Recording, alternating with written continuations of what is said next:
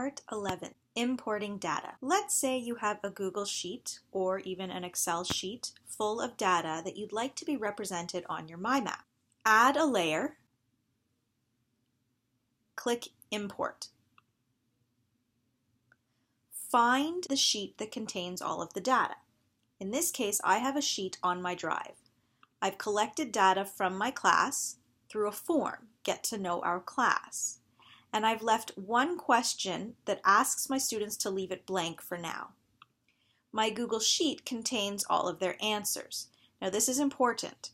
My first row of data was filled in by me, and I did not leave that question blank. I inputted data, but the rest of my students did leave it blank. It's important to have data in that column at least one time.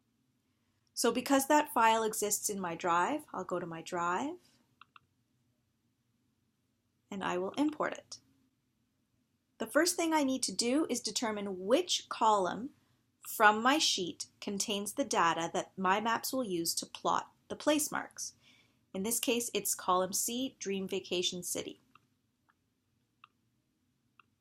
What column header do I want to use to title each place mark? I want to use their names. It pulls in all of that data and places place marks all around my map.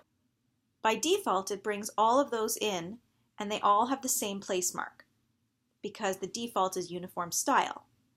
If I click on that, I can change my uniform style so that each item has a different color based on its name. And now I can access all of my students' answers from this list or by clicking on their place marks.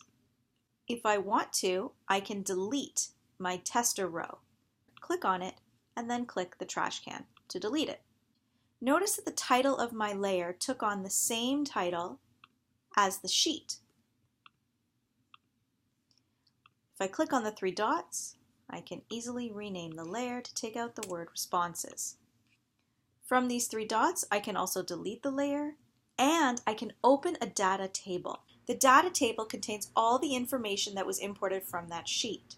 And if I scroll over and I input Dana Reeves, extra info, and I type in something here, I will find that when I go to Dana Reeves on the map, that text will appear in this information card. I can also edit their information cards and add in